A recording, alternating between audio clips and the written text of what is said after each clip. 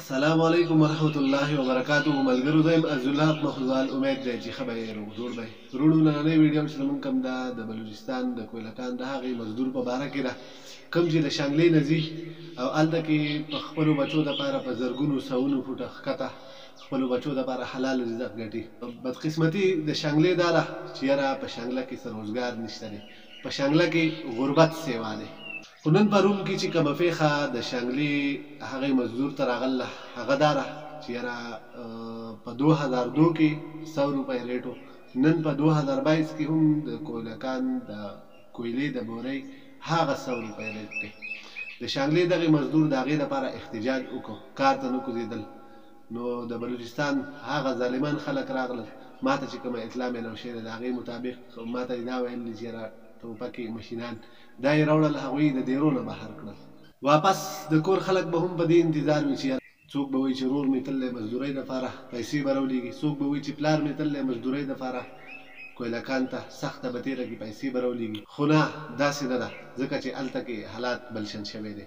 هغوی د دیرو نه بهر کړي دي د بلوچستان دغه ظالمانو خلکو، او د دیرو نه بهر یې کېنول دي. هغې غرمو ته هم بهر ناست دي، هغوی په دغې خاورو کې ناست دي. په هغه تصویران، هغه ویډیوګانې، هغه کلیپونه به هم ما تاسو سره په دې خپله ویډیو کې شیر کړي وو، خو لهذا په یو سوچ باندې مې نه دي شیر کړي چې د دې نه وړاندې ما چې هم کله د بلوچستان د مزدور په باره کې اواز راپورته کړ دی، نو د بلوچستان دوکۍ خلکو ما د همدغه دمکي راکړ ده، په ټلیفون کې ما ته کړ دی چې یاره ته به هم د بلوچستان په خاوره راځې او ستا نه به موږ ساه وباسو، تا به موږ وژنو. نو ما تاسو سره د دې د وجې هغه ویډیوګانې، هغه تصویران نه دي شیر کړي چې خدای مکه چېرته دغې روډو ته هلته کې ظلم د دو سره نور ونشي او زموږ شانګله یو پیره بیا چېرته د دې ویډیو د لاسه په غم کې ډوبه نه شي.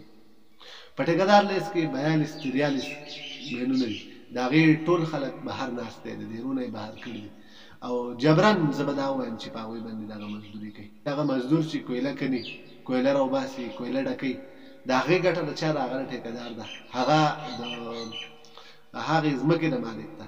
دغې مزدور ته صرف هغه 100 روپۍ بورۍ میلاویږي، کوم چې د نن نه غالبا 20 کاله مخکې کم ریټ و، هغه نن هم د بلوچستان کې هغه یو ریټ چلیږي. نو زه خپل د شانګلې مشرانو ته، شوکت یوسفزی صاحب، انجینیر امیر مقام صاحب ته او دغسې ډاکټر عبادالله صاحب ته هم دغه یو ګزارش کوم چې یاره د دغې شانګلې د دغې مزدور دپاره، د شانګلې د خاورې د دغې بچي دپاره اواز پورته کوي چې دو ته انصاف میلاو شي. چېرته خدای مکه چې د دو سره هلته کې د دې نه وړاندې چې څنګه ظلم شوی دی، ډزې پې کړي دي، ویشتلي دي، خدای مکه چېرته د دو سره بیا هغسې ظلم ونه شي. ګنې د هغې نه پس به موږ هر یو سړی بیا په سوشل میډیا باندې پوسټونه کوو، چغې به وهو چې یاره د شانګلې خلکو سره زیاتې کېږي.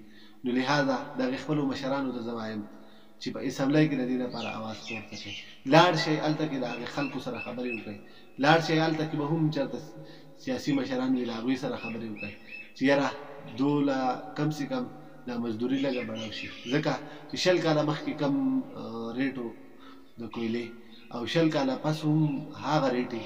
نو دا زه وایم چې ناانصافي ده، ظلم دی، زیاتې دی.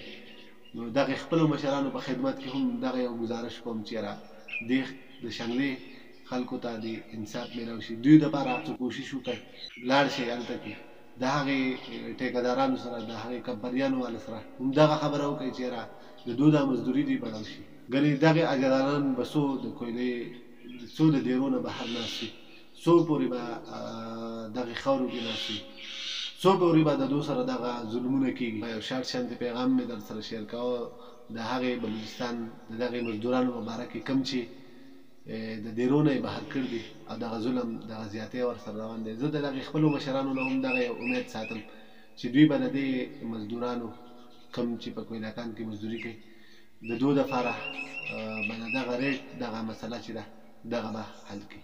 نو بس وروڼو، اوس تاسو نه غواړم اجازت تر بلې ویډیو پورې د لوی الله په امان.